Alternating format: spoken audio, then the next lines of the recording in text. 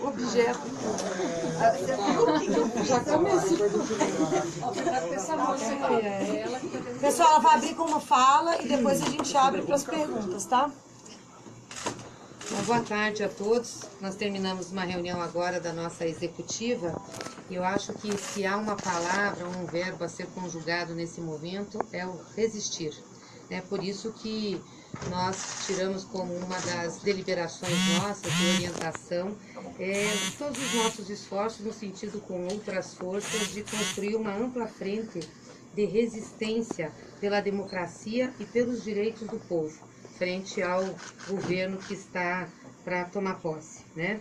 Nós consideramos que a vitória do Jair Bolsonaro, ela consolida o golpe que foi iniciado com a derrubada da Dilma, com o chamado impeachment, que passou pela retirada dos direitos da população com a reforma trabalhista, com a emenda constitucional 95 e na sequência com a prisão do presidente Lula e seu impedimento de ser candidato a presidente da República, né? Quem deu esse golpe usou de todos os esforços, queria convidar o deputado Guimarães também para se juntar aqui a gente, quem deu esse golpe usou de todos os mecanismos e se esforçou muito para buscar a legitimidade popular para continuar através de um processo eleitoral, que foi o processo eleitoral de 2018. Avaliamos que jogaram tudo, todas as fichas para ganhar as eleições. O resultado das urnas é fato. Agora, o processo que levou a esse resultado é um processo que está eivado de vícios e de fraudes, a começar pela prisão do Lula e depois pelo não reconhecimento da determinação da Organização das Nações Unidas, que mandava que se reconhecesse o registro de sua candidatura. Aí veio também as fake news, que foram espalhadas aos milhões através de uma indústria, uma verdadeira indústria de mentira no submundo da internet, com impulsionamentos através do WhatsApp, com Caixa 2, que realmente manipularam fortemente o resultado das eleições no primeiro turno e continuaram, inclusive na sexta-feira, de sexta para sábado, e durante todo sábado e sábado para domingo, no segundo turno, antes das eleições. Sem dizer que foi uma eleição sem debates, por exemplo, portanto, sem o contraditório entre as propostas e com muita violência, Basta dizer que nós tivemos a morte de um mestre Moa, a morte do menino do Cianel, de Charleone, tivemos morte de transvestis, transexuais, ou seja, eu não conheci, desde que participo dos processos eleitorais, nenhum outro processo de eleição que nós tivéssemos tamanha violência. Ainda assim, dizer que 90 milhões de pessoas não se sentiram contempladas com essa proposta que foi declarada vencedora das urnas, Bolsonaro teve 39% dos eleitores totais. 90 milhões de eleitores não deram-lhe o voto, não deram voto a essa proposta. Ou votaram conosco, ou se abstiveram, votaram em branco, ou anularam o seu voto, Em relação ao PT, a nossa avaliação é que o PT, apesar de não ter conquistado a presidência da República, demonstrou muita resistência e sai fortalecido desse processo eleitoral. Fez a maior bancada parlamentar na Câmara dos Deputados, ganhou 4 governos estaduais e levou o seu candidato ao segundo turno das eleições, com mais de 30 milhões de votos. Aqui nós colocamos essa vitória de primeiro para segundo turno com essa quantidade de votos. A força e ao legado de Lula, que esteve presente nos corações e mentes das pessoas, a influência do PT e sua organicidade em todo o território nacional e as alianças que fizemos com o PCdoB, com o PROS e com parte do PSB. Para o segundo turno das eleições, nós tivemos um movimento muito grande, anti-autoritarismo, contra a violência e o preconceito, um movimento antifascismo, Quero destacar aqui o papel importante que teve o PSOL, o Boulos e várias lideranças políticas que se uniram a nós nesse processo. Além dos movimentos políticos, nós tivemos uma grande frente democrática, né, de luta pela democracia em vários setores da sociedade. Os movimentos populares e sociais, sindicais, artistas, intelectuais, juristas, lideranças de periferia, jovens, pessoas, né, que não tinham militância política, mas que espontaneamente foram às ruas fazer campanhas, jornalistas. Então, isso tudo ampliou muito o movimento de resistência democrática, né? Em razão disso, nós avaliamos que temos uma grande responsabilidade perante o Brasil e o povo brasileiro, perante os trabalhadores, as mulheres, a população LGBT, a população negra, a população indígena. Temos uma grande responsabilidade com a defesa da liberdade de expressão no país, com a imprensa livre, com os direitos civis, com os direitos humanos. Esse é o papel que o PT tem diante desse resultado que tivemos das eleições. Nós não vamos fazer essa luta sozinhos, é claro, né? O PT é um dos instrumentos que a sociedade tem para lutar e fazer esse enfrentamento. Por isso que nós estamos apostando na construção dessa frente de resistência ampla pela democracia e pelos direitos do povo. E vamos dedicar todos os nossos esforços para isso enquanto partido, né? O Fernando Haddad, no nosso entender, tem um papel muito importante e relevante nesse processo, que é um papel maior que o PT, porque ele sai depositário da esperança e da luta do povo pela democracia, de diversos setores da sociedade. E o PT dará todas as condições para que Fernando Haddad possa exercer esse papel de articulador, junto com outras lideranças sociais e outras lideranças de partidos políticos, para consolidar essa frente de resistência. E é óbvio que nós temos algumas questões imediatas a que nós precisamos resistir. A primeira resistência que nós temos que fazer agora é essa aliança entre Bolsonaro e Temer, uma aliança perniciosa que vai retirar os direitos dos trabalhadores e da população brasileira, a começar pela tentativa da aprovação da reforma da Previdência que está na Câmara dos Deputados. Então, uma das grandes tarefas que nós temos a partir desta semana é resistir e enfrentar a reforma da Previdência. Já fizemos isso no passado e continuaremos fazendo, porque entendemos que ela tira direitos da maioria da população brasileira. Ela não foi debatida com a população, nem pelo Temer, nem por Bolsonaro. Portanto, é uma reforma da Previdência que não tem um apoio popular. Ela não está no programa de governo do candidato que ganhou, não fez parte de debates e nem fez parte de exposições desse candidato. Portanto, não há legitimidade nem dele, nem do Michel Temer para aprovar uma reforma dessa envergadura. Além disso, temos outras pautas que nos preocupam muito e que também não fizeram parte do processo eleitoral, portanto, não tem legitimidade da população.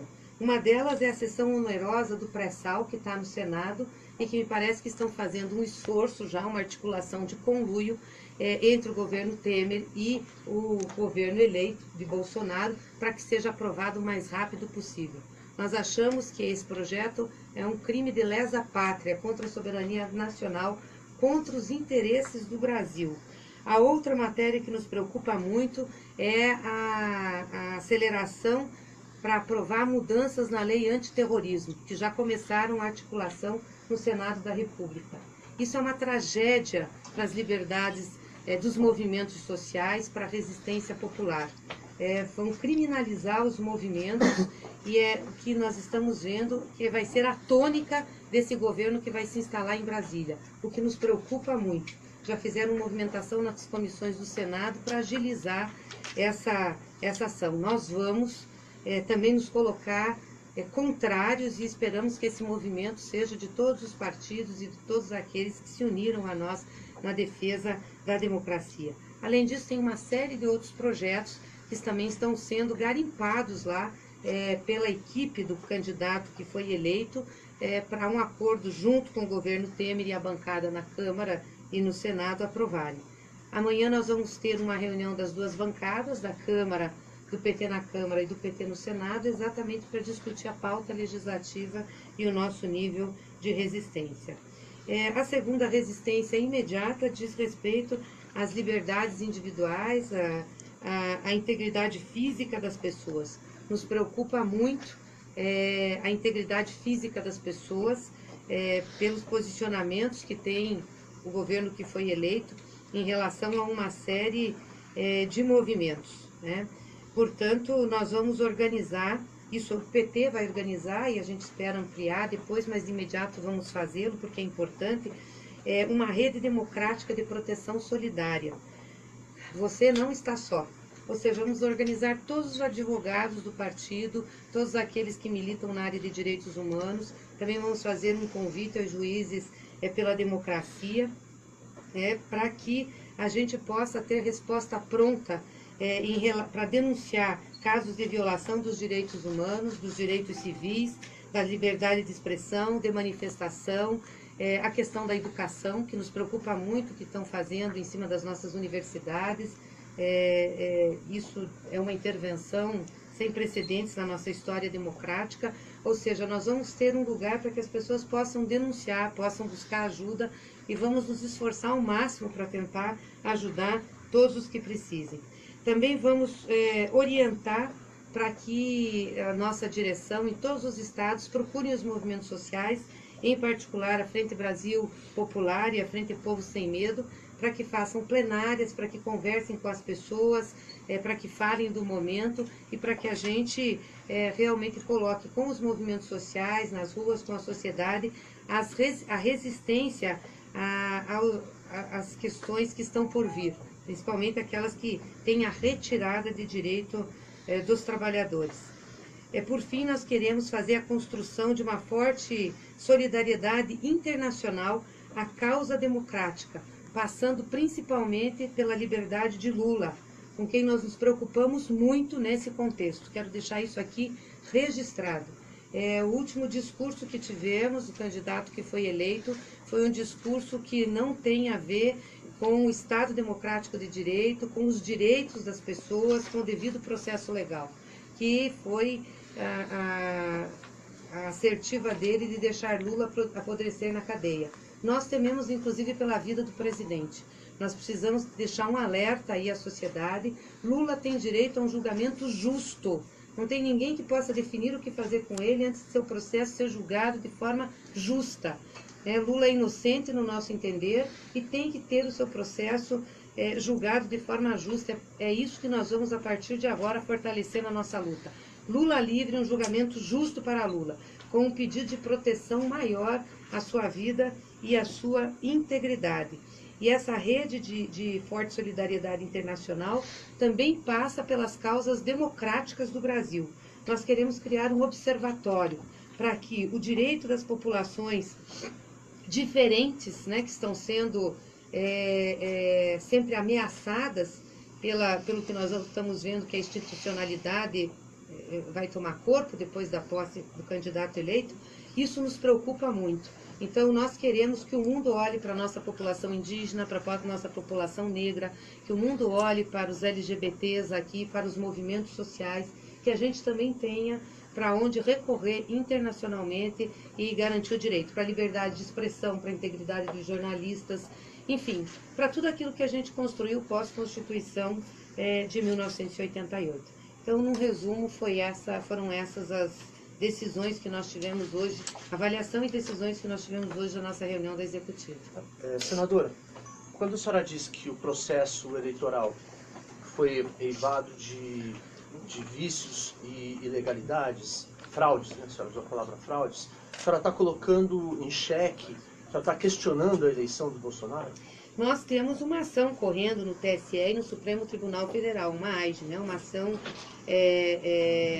de justiça eleitoral, exatamente para investigar esses casos que nós consideramos fraudes ao processo eleitoral, que foram os casos do WhatsApp, do impulsionamento de notícias falsas com o Caixa 2. A gente espera que as autoridades judiciais, que são as que têm que se manifestar sobre isso, o façam da maneira mais rápida possível. A senhora acha que caberia uma cassação? Uma coisa isso é a justiça que vai definir, avaliando o processo. Presidente, boa tarde. O presidente da CUT, Wagner Freitas, falou para a gente que vê a necessidade de uma campanha internacional pela liberdade do Lula, que bate com o que a senhora falou. Ele acha que o Haddad deveria liderar essa campanha, inclusive com viagens internacionais. A senhora PT concorda com isso? Isso foi discutido na reunião? Não concordo. Eu falei aqui, inclusive, do papel que o Haddad vai ter, principalmente na articulação dessa ampla frente de resistência pela democracia e pelos direitos do povo. Obviamente, a questão da liberdade do Lula se insere aí também, né? E essa é uma frente que vai ter uma grande articulação internacional. Nós não definimos ainda, e isso ficou uma comissão de ver esse final de semana, os detalhes e a operacionalização do que nós tiramos na política aqui. Mas ele vai viajar pelo Brasil ou vai liderar a oposição no Brasil? Não, ele pode fazer as duas coisas. Não é difícil nem excludente. Tem matérias, por exemplo, da resistência democrática que vai se dar muito com apoio internacional, que aliás já está se dando, porque nós estamos vendo, por exemplo, a manifestação da própria imprensa internacional. Os grandes jornais internacionais, os grandes jornais do mundo, se manifestaram em editorial com preocupação em relação ao Brasil, mas também os partidos políticos, mas também intelectuais. Então as coisas são complementares. Obviamente que na articulação dessa frente de resistência vão ser discutidos os papéis que as pessoas que integrarão ela terão, né? Eu acho que o papel do Haddad é um papel muito importante, relevante com mais força, claro, nacionalmente, porque ele sai de uma campanha nacional, né? Mas subsidiariamente ele pode ter uma ou outra viagem. A senhora disse que ele sai maior que o PT, e uma boa parte das autoridades e personalidades que apoiaram o PT agora no segundo turno não corroboram com a ideia da campanha Lula livre. Como é que vai se atrair esses partidos e essas personalidades, por exemplo, o Joaquim Barbosa, que fez parte aí do segundo turno, para um Lula livre? Como se atraiu para o segundo turno das eleições?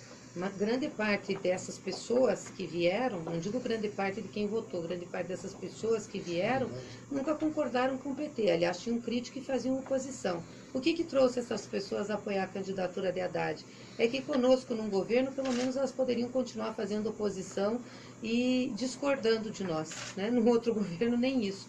Então, eu acho que nesse caso, o que une é a defesa da democracia. Para alguns, une a defesa da democracia e a liberdade do Lula. Ninguém é obrigado a apoiar todas as causas que nós apoiamos ou que nós estamos defendendo. Mas nós não vamos abrir mão nunca de defender a liberdade do presidente Lula em um julgamento justo. Mas o Lula livre vai ser a principal mote dessa frente, ou vai ser mais Não, o Lula livre é a principal mote do PT e de uma parte considerável da frente. Pode ser que tenha gente na frente que não esteja dentro da campanha do Lula livre, mas está na defesa da democracia. O vetor vai ser a defesa da democracia. Da frente, o vetor é a defesa da democracia. Mas estou dizendo que nós não deixaremos nunca de colocar a bandeira Lula livre. Que eu vi comentários de, mas a bandeira Lula livre estreita. Isso para nós do PT e para uma parte dos movimentos sociais e também de outros partidos de esquerda e centro-esquerda, é uma questão vital. Senadora, a senhora se referiu a ele como um articulador dessa frente, né? Eu queria saber se, na opinião da senhora, ele também emerge como uma liderança política dessa oposição, da esquerda, e qual que deve ser a posição dele dentro do partido? Qual cargo ele deve ocupar? Como que ele deve se posicionar na estrutura do partido? Não, eu não tenho dúvidas que ele emerge como uma grande liderança. Depois de Lula, hoje Haddad é uma grande liderança do PT. É quem é depositário de 47 milhões de votos do povo brasileiro. Portanto, ele tem muita legitimidade de não só articular, como liderar. Obviamente que isso vai se dar no processo de construção da frente. Em relação a cargos no partido, isso não está definido porque os cargos do partido são definidos nos congressos. Nós vamos ter congresso em julho, mas ele não precisa ter um cargo no partido para participar do processo de direção e de deliberação do PT. Hoje ele participou da nossa reunião da executiva, falou, enfim, a posição dele é uma posição de protagonismo importante no PT. Senadora, quando a senhora fala em frente democrática, soa muito mais forte do que uma oposição. A senhora concorda com esse... É que uma frente democrática é uma frente pelos direitos mínimos, né, do Brasil. A gente espera, sinceramente, que esse governo, que vai se instalar a partir de 1º de janeiro, cumpra a Constituição. Se fizer isso, quer dizer, a Frente Democrática já vai ter ganho grande parte daquilo que se propôs a fazer. Nós estamos nos preparando para aquilo que pensamos ser realmente o pior, ou que seja a prática do último discurso que fez o candidato antes da eleição.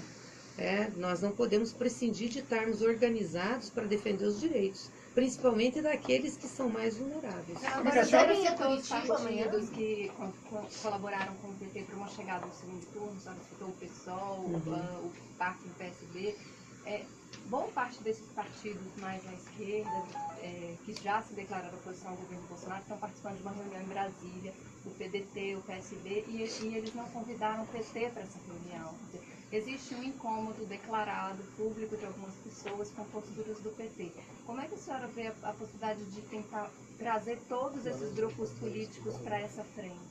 Olha, Sobretudo o PDT. Primeiro que eu acho que essa reunião que você está se referindo é em relação à composição de um bloco na Câmara, né?